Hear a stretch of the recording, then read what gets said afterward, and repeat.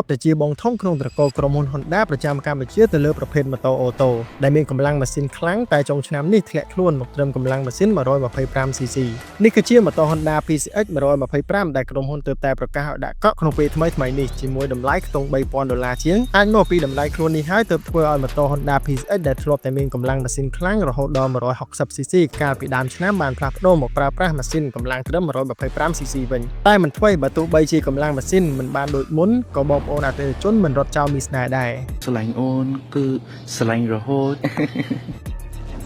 ម៉ូតូ Honda PCX 125មានកម្លាំងម៉ាស៊ីន 125cc ESP Plus ម៉ាស៊ីន4តង់សេមី1 Spark 4 OXC បញ្ចុះកម្ដៅទៅដោយទឹកប្រើប្រាស់ប្រព័ន្ធបាញ់ប្រេងសាំង PGM FI កម្រិតស៊ីសាំងជាមធ្យម 55 គីឡូម៉ែត្រក្នុង1លីត្រនិងមានធុងសាំងចំណុះរហូតដល់ 8.1 លីត្រម៉ូតូ Honda PCX 125មានទម្ងន់ 134 គីឡូក្រាមប្រើប្រាស់តួម៉ូតូប្រភេទ Underbone មានឃ្លុបក្រោមកែបធំរូបរាងតែមិនខុសពីដើមឆ្នាំទេដោយបានផ្ដោតសំខាន់ទៅលើផ្នែកខាងមុខរបស់ម៉ូតូជាមួយនឹងជង្គៀងមុខរចនាបថបែប V-shape បំពាក់ដោយLED ចំនួនចុងក្រោយជាមួយប្រព័ន្ធបើកភ្លើងដោយស្វ័យប្រវត្តិ AXO វាប្រើប្រាស់ចង្កៀងភ្លើងខាងមុខអំពូលភ្លើង LED និងស្តុបផ្នែកខាងក្រោយអំពូលភ្លើង LED អមដោយភ្លើង Daytime Running Light លើសញ្ញោខាងមុខនិងខាងក្រោយប្រើប្រាស់អំពូលភ្លើង LED ផងដែរម៉ូតូ Honda PCX 125មាន4ជម្រើសពណ៌ប្រផេះពណ៌ខ្មៅពណ៌សនិងពណ៌ខៀវម៉ូតូនេះប្រើប្រាស់បូមមុខប្រភេទ Telescopic និងបូមខាងក្រោយបូម2 Unit Swing ហើយមានបំពាក់ហ្វ្រាំងបូម Disc 1កង់ខាងមុខប្រព័ន្ធរួម ABS និង Hydraulic Single Disc នៅកង់ខាងក្រោយហើយមានរង្វង់កង់ទំហំ